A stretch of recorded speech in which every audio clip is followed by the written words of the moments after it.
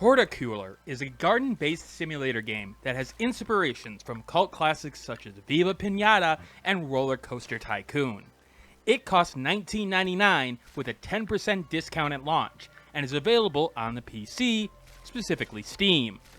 Coming with full mod support, Twitch integration, and a bunch of cool things to build, will it become a mainstay in the casual building game in your library, or will this game wilt before it can grow up to be the star that it can be? But before I begin this review, this key was obtained from the publisher for the purposes of review. That won't change my opinion of the game in the end, but you should know that because of FTC guidelines, as well as the whole morals thing, you know? Okay, for the purposes of this review, I'll be showing you a sample run that I have been doing about 79 in-game days into the run of Boise, Idaho. Yes, I've named it Boise, Idaho. I have no idea why. Run by Vlad, of course, because of course it is. But this is a city builder type game. Sort of, kind of, not really. It's a couple of genres all in one, but let me show you exactly what you can do and what strengths and weaknesses it has, because I did enjoy myself with this game, don't get me wrong, but there were a bunch of little frustrations that started to accumulate over the gameplay and my game time, which is about 30 hours in total. But let's start with what you need to do. You are being asked to take care of this world by a set of council members and the keepers. Basically, whoever was running the show beforehand, well, they disappeared. And they can't do anything by themselves, so they ask you to do it. Which, okay, cool. I can build my own little city here, my own little town. And as you can see here, we start here with this one little council member building in the mailbox. And I have built it out into an interesting world. Various landscape types, various, different vegetables. You got some tomatoes, some cabbages, some carrots. We got a golden spider statue. Don't know what that's about. Well, I put it there, so I do know what it's about. And, the things that you'd expect in a thriving world. Greenery, some flowers for the ecosystem, some animals, a random hedge maze with a porcelain pony at the end of it. Okay, maybe not porcelain, but you get the idea.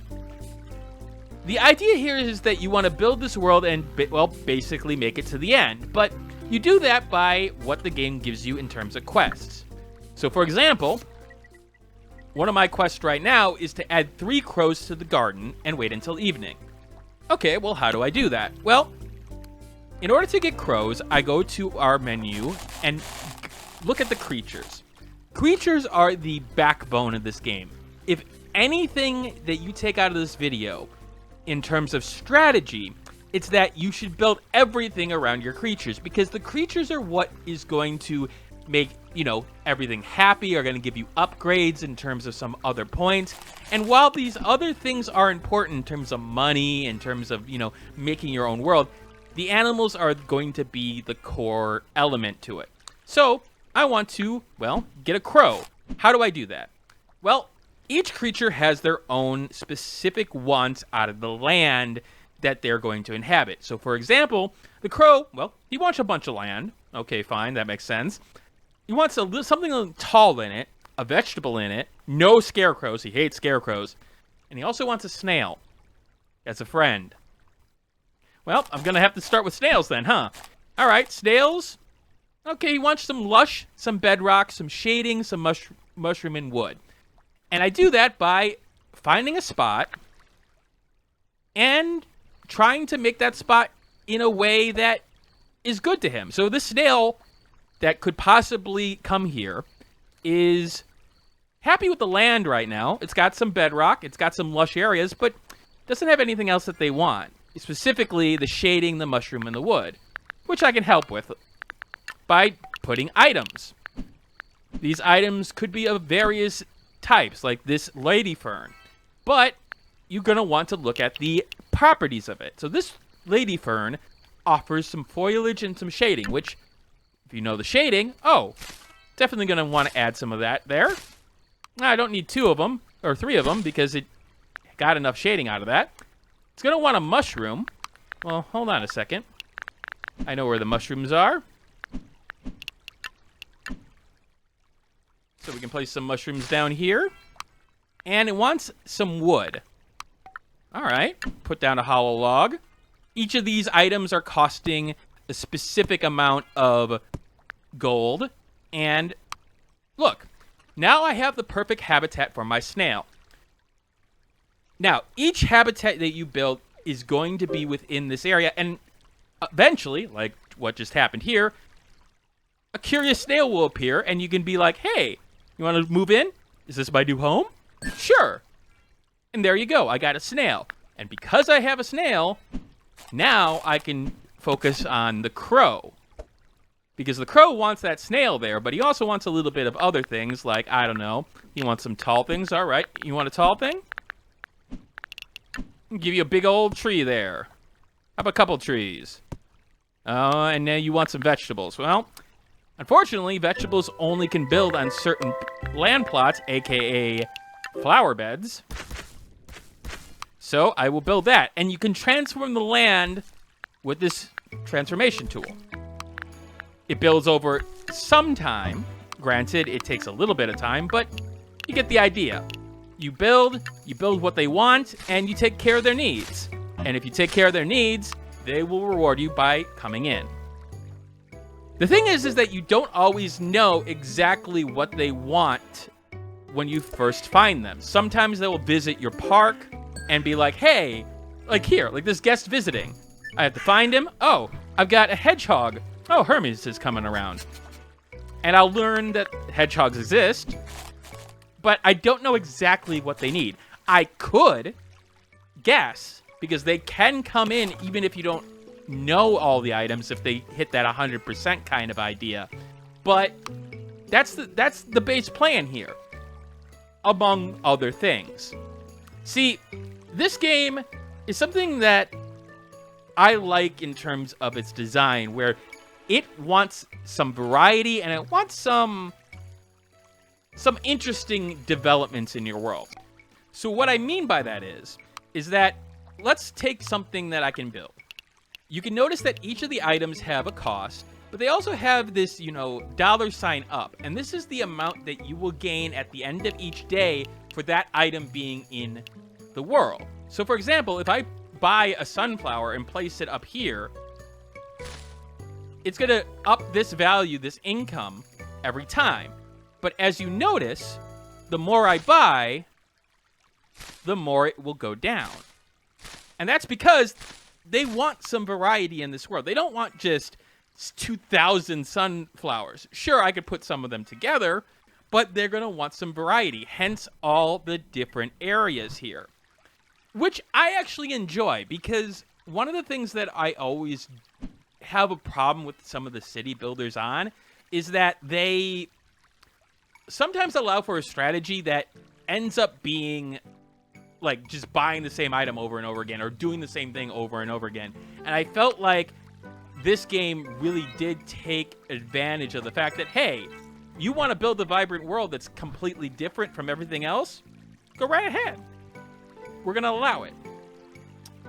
With that said, one of the frustrations you'll run into is that the game does stop you from sometimes doing what you exactly want, but to a reasonable extent. And what I mean by that is, for example, I built out into this area, but I wanted to make this into, a place for turtles and frogs. But I found that, oh wait, I can't dig this because the ground is too hard. The upgrade that I need to get that, not that one, is this, which takes a hell of a lot of money and a hell of a lot of points, which, all right, I got to build into it. So I have to adjust my strategy on the fly, which again is reasonable. The game is very reasonable in terms of its wants. It doesn't throw like a horrible challenge at you at once, but it does sort of make you work for certain upgrades and certain elements. But it can get frustrating that, like, for example, with my snails here, if I've built my world out already. And I hadn't gotten the information with the crows or the snails. If it just so happens that I built a lot of areas that my snails can go into, like they want that bedrock and I can't make that bedrock, and I've already populated it with other creatures that don't want anybody else in there, I'm going to have to do huge renovations in order to accommodate them. And when it's your quest, you sort of feel like you have to at that point. Especially with things like these paths that I've made for the keepers so that they can get to things a lot easier. Now, there's a lot to manage in your garden at any one time. So you have several things that you can look at, and some of the time it can be seen via the filters. So for example, you have your habitats. You have all the different areas which creatures are able to exist in. But you also have to take care of your garden in terms of decay. The right one there. Your garden will decay over time. It will actually get sick with certain elements in the environment, especially when creatures attack at a certain point. And you can tell that some areas are going to be more of an issue than others. Now, you do have spells that can restore them to their normal state, but if you don't keep track of everything, things will start to get problematic in terms of, oh, it will actually spawn more problems over time. It will actually be an issue that may actually, cause your creatures to become sick that you'll have to cure, which takes nectar, and you're always managing your resources like that.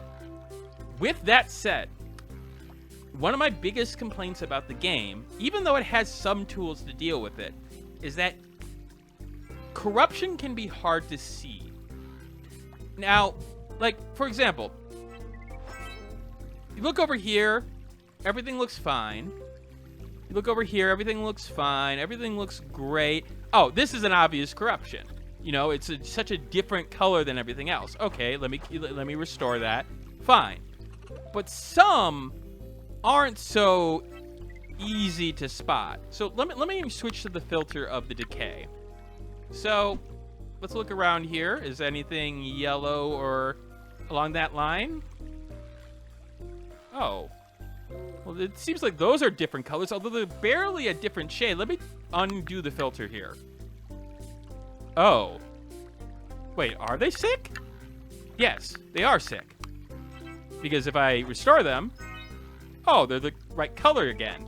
But just not noticing that in the actual world, like I couldn't notice that there was a difference with those before, can get annoying. Because especially when you're in a specific area of the map, because you're going around, you can't look at everything all at once.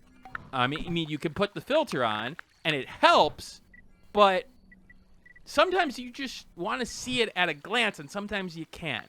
And there are little things like that, especially with the specificity of the world, that will start to drive you insane. So, for example, as you've seen countless times throughout this run, I have cured my creatures because they've gotten sick, which for some creatures, pretty easy. Some, not so much, which I'll get to, but right now we're being attacked by corruption. Yep, they're going to come in and we're going to have to banish them from the world, which is a good way of introducing some conflict into your game, but I will admit something. It hasn't been a problem. Granted, I'm playing on normal, and it's probably a bigger problem on hard, but all you do is basically cast spells over and over again to get rid of these creatures, and they stay still for little bits of time, at least some of them will, that you can easily get rid of them in. Will they cause some destruction at times? Yeah, you won't be able to get to everyone, but other times it'll be just no problem. And sometimes they spawn on different areas that don't really make a difference. Like this guy. This guy is a little bit harder until he gets to somewhere because of the fact that he's moving so fast. You can get to him. Don't get me wrong. You can try to predict him, but it's just easier to wait until he gets somewhere. And then he doesn't move once he gets to where he is. It feels like a system, at least in the normal portion of the game, that just, it adds nothing big. It just feels like more of a chore more than some of these other elements of the game, which is me just being like, oh, you know, I'm playing around with things. I'm learning things. I'm, you know, buying land that has these runic boulders that apparently could do something. Maybe they do. Maybe they don't. Who knows? But it's little things like that that will start to add up to your frustration with this game, especially after certain runs or certain elements of the game where you're trying to do something very quickly and you can't. Like, so one of the biggest ones is if your bumblebees, for example, get sick, trying to spot on this very map where the bumblebee is on the specific square you're looking for can... Oh, here's a good example. So that bumblebee is clearly in this grass. It's in this one. But when it starts flying, like this dragonfly, the only thing that may tell you is if it's drop shadow. And the drop shadow can sometimes be hard to spot from far away, let alone being able to hit it so that you're actually able to cure them. Do I really wish that I could just target the creature itself? Yes. Yes, I do. I don't understand why I can't do that. Maybe there's some mode or maybe some upgrade that I don't know about. But it's those kind of things where it's just like, I'm trying to cure, I'm trying to cure, I'm trying to cure. And when cures cost, you know, currency that it could be used to trading in for upgrades, yeah, you start to be like, well, what do you want from me, game? What do you really want from me? Okay, I've given you some strengths and some negatives, but the biggest strength of the game is going to be its flexibility in terms of the experience, because you do have multiple options in terms of how you play. What I'm playing right now is the campaign mode, the story mode, which has 3 different difficulties. But of course, that's not the only way you can play this game. You can play it via a sandbox mode, which is a nice touch. But you'll also notice a couple down. On day 1, it will have mods available. Granted, these are the mods that are available right now, which is not a lot. But the fact that it has mods day 1, to me, is a huge strength. The fact is that the idea of customizing things in your garden and being able to add these things and making your own little garden unique to you, that is something to really commend the developer for, because that means people can start putting in whatever they want. They can start putting in Illuminati symbols if they want to. And that is something that should be commended. Granted, you got to get some people behind it in order to really... You got to get a community to really want to build into it, but I don't see any problems with what they've built here in terms of, yeah, some people are going to want to make their own little areas. They're going to want, you know, different creatures that they could possibly put into their world. I doubt that people will wait to put things like Pokemon into this world, but, you know, hey, to each their own. Please don't deal with copyright issues. And the fact is that there's a lot of options in the game when it comes to things like tutorials, custom names, font sizes. Like the settings, when I came into the settings menu, I was rather impressed of all the different options available here for all the different things. It has Twitch integration. I have not tested that. The fact is, you know, I got to be streaming on Twitch and this is, you know, get bargoed. But regardless, that's cool. So the game does have a lot of strengths to really work with over time. So why am I putting that forward almost like it's going to counteract another point? Well, it is. And that has to do with this guy. The pause button. Sort of, kind of, not really. It has to do with the time element of this game. See, everything that you're going to do in the world is based off of money and what you can do that day. I can, you know, expand into this and start digging things out You know, I'll put something that I haven't put any deep ponds in my world, so I'll put those in. I'll find a area entry there. And that's going to take some time for it to develop. Okay, yeah, that's fine. In fact, I'm just going to keep on doing this. And, you know, if I want to start adding to the world, I'm going to have to, you know, buy things. You know, add value to the world, like I said before. All right, well, I want to put more sunflowers down. Okay, sure. We'll just put a set of sunflowers here. The problem that develops, at least in my opinion, is that there is some kind of key that the game goes off of. That, yep, here it is. That tells you whether or not you can fast forward to the end of the day.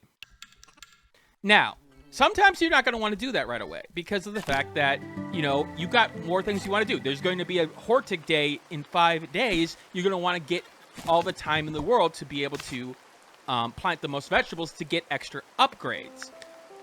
But that button only appears sometimes.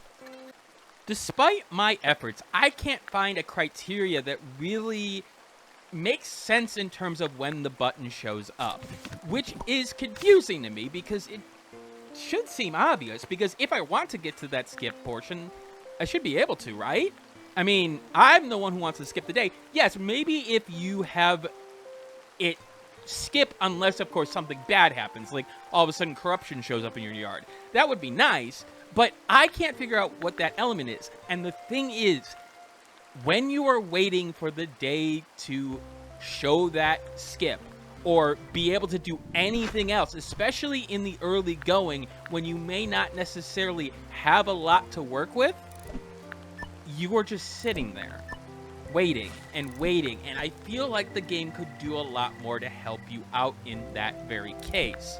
The fact is that even in this big world, I have it really reasonably taken care of. You see these keepers that are running around? I could put keepers around and they will take care of the actual environment around them. Granted, I don't have this area that is being dealt with by a keeper, but all this green based on this filter, yeah, they're taking care of it. And even if I see enough red, like in these areas, I'll be like, okay, you know, hey, I know that I need to make another keeper in that area, so let me just go and make one. Because keepers seem to just be like, oh yeah, you want me here? Okay, fine. I'll come here sooner or later. Let's put our rat friend here. Also, side note, you can actually name your pets. Vlad the rat. Because the game wants you to, you know, connect with these guys. Which, yeah, makes sense. They will move out if they get pissed, but it is nice that they have those little touches to personalize your game. But regardless, the biggest issue I have is that when I want the game to sort of fast forward and to not be so slow, I can't force it to not be.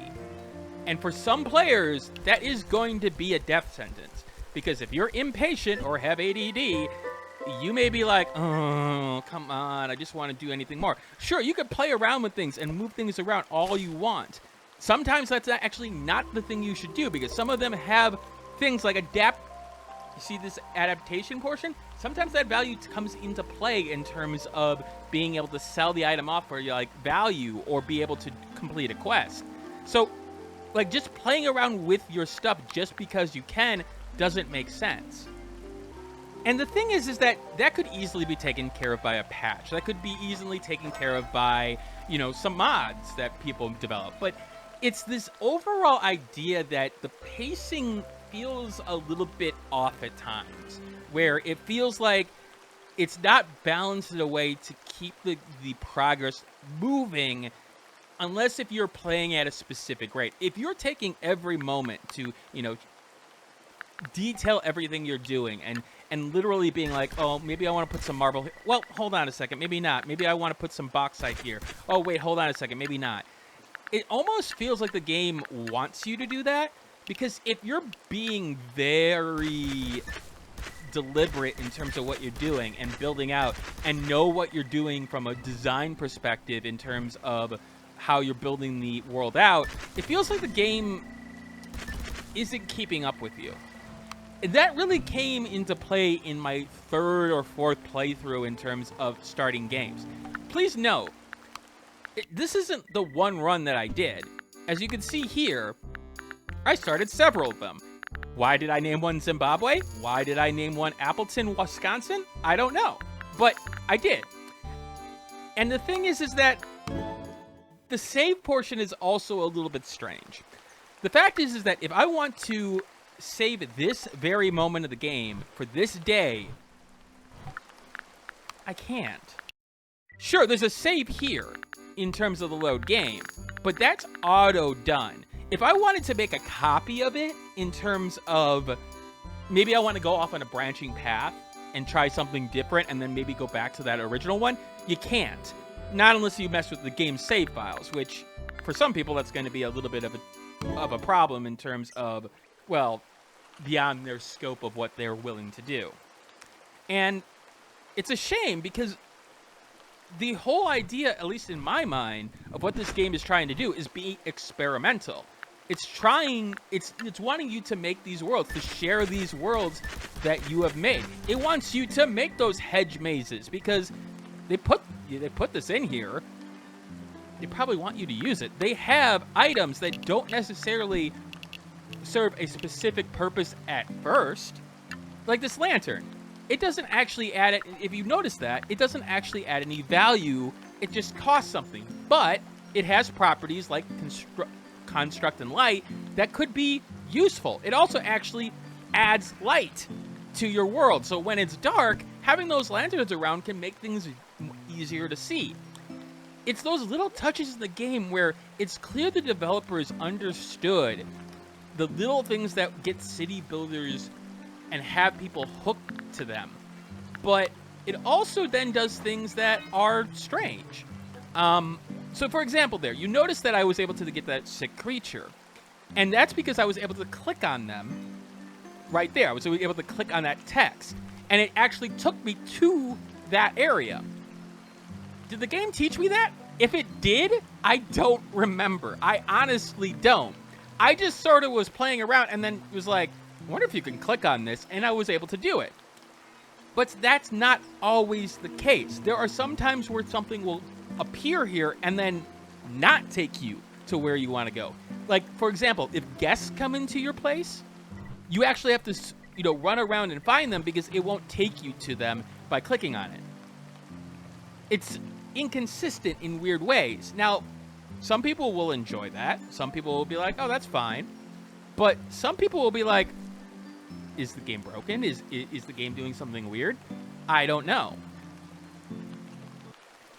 I also want to talk a little bit about the interface, because the interface is good in certain ways. Like, I like the fact that you can see certain things easily thanks to the arrow keys in terms of, oh, hey, there's a sick person up there. And you don't necessarily have to click on this to be able to find things. I find the information that it presents in terms of the screen reasonable in terms of where it is on screen, what it's doing, and how you interact with it. I do like that I'm able to change via the keyboard certain things. I can get to this menu via T. I can get through the menus down here via 1, 2, 3, 4. And those are bindable keys, as you can see here.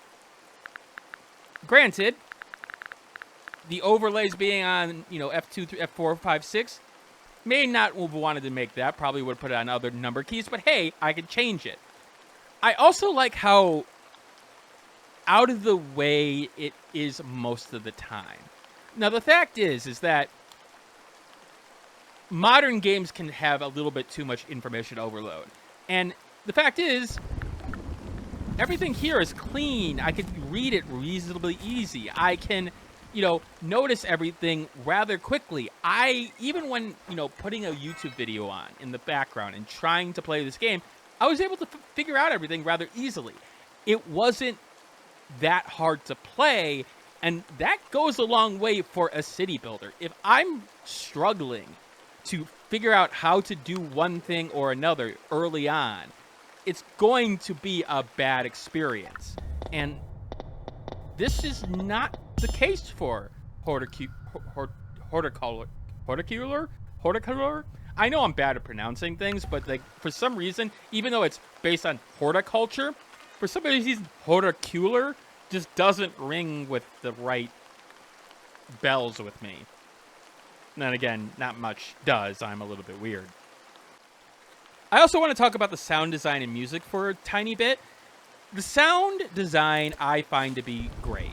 The fact is that most everything in terms of the interface has a clear, distinct sound, knowing that I'm hitting it. I'm grabbing this carrot, I could hear it. I could hear it when I put it down. Those things actually mean a lot, especially if you are multitasking in a game like this, because just hearing certain noises can give you information that, oh, hey, something's changed. Now, does everything make a sound like that? No. Like when I picked up those nectar, it didn't make a sound that I could distinctly hear, but it was easy to know that I was able to see it via the visuals. Granted, you do get some noise like the rain in the background that can get annoying after a while, just because you're just hearing it over and over again. But you're going to see that in almost every city builder type game, so I don't necessarily have a problem with that. The music is what I would call game holding music. AKA, when the music comes up, it's there to provide some music in the background. It can be whimsical. It can be like, oh, I'm building things. Great, wonderful. But is it necessarily something I want to listen to outside of this game? No. It will be dug into my brain after a certain amount of time. And granted, I feel like a lot of people nowadays are out playing city builders with like a YouTube video up. So it's an easy thing to turn off, at least in my opinion. Granted, some people will not want to do that, and that's fine. But if you're coming for the music in this game, I wouldn't hold your breath. So I need to start wrapping this up. This is 32 minutes into this video. It's a review, but it's more about one of my rambling reviews. What do I think of Horticular in the overall picture? It's solid in the building / city builder concept. Do I understand the Viva Pinata influence? Sort of. It is a weird comparison to make, at least in this idea, but I also didn't necessarily play Viva Pinata, so maybe I'm not understanding that comparison. But the Roller Coaster Tycoon comparison, yeah, I could see it. The building, finding things, min and maxing the amount that you're doing with variety. And the fact is that visually, creating this world is something that is fun. Coming up with how you develop your world is unique to each portion. The fact that I could rename, the creatures within my world to a certain extent. I could rename the cat to be Vladat the cat.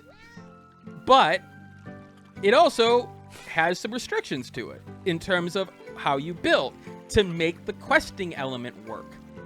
It makes sense. When it restricts me, it makes sense. When it gives me freedom, it makes sense to a certain extent. Is there some flaws that come from that? Most definitely.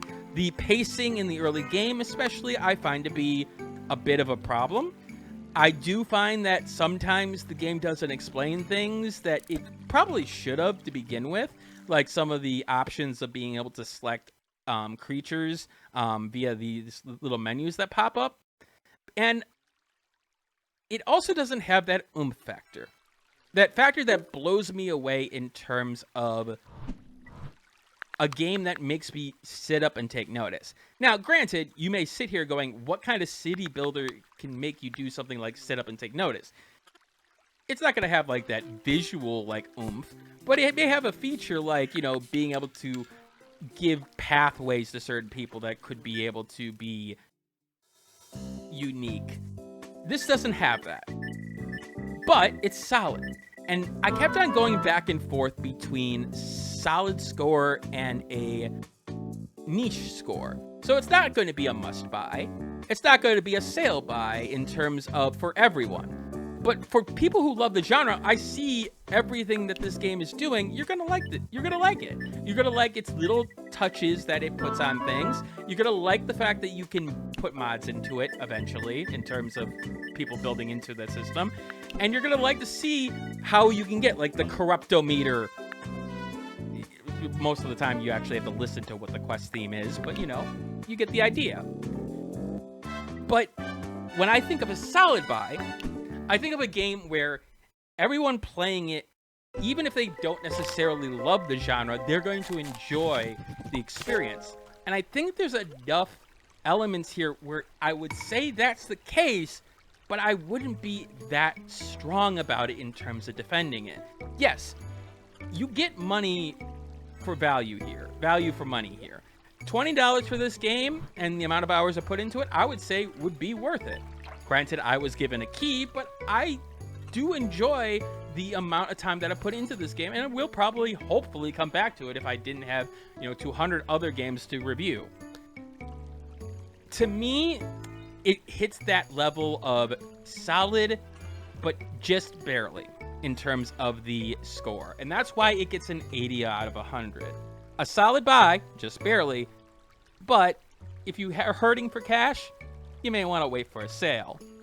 Now, that does not take into account my enhancer system, which takes the more subjective element of games and tries to match a game to you.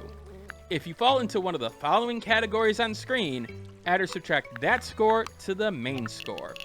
If the first digit of your score changes, refer to this chart to see if the game lies in the buyability rating for you. Now, in this case, you could see that some of the extra elements are going to be doing some heavy lifting. Again, the modding is going to make a huge difference for certain players. But overall, I think that it's going to find its audience, because there's enough here to make me say, yeah, it's different enough in terms of the experience, and some people are really going to enjoy what it has to offer. Anyway, I thank you for this review. It is a little bit long time coming. I know it's been 2.5 weeks since my last review. There's just been a lot going on.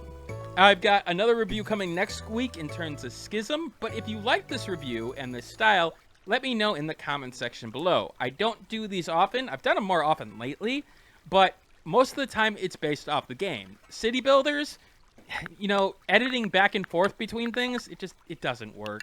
Just based off my experience, it doesn't work because of the fact that, hey, you sort of need to see that moment-to-moment element to understand how things are built. If you like this video, hit that like button, share it with a friend, and if you want to know more about what's upcoming on the channel, see my streams that happen 2 to 3 times a week in terms of Twitch, you can join the Discord, which is in the description below. Anyway, that's it for now, and as always, keep on gaming.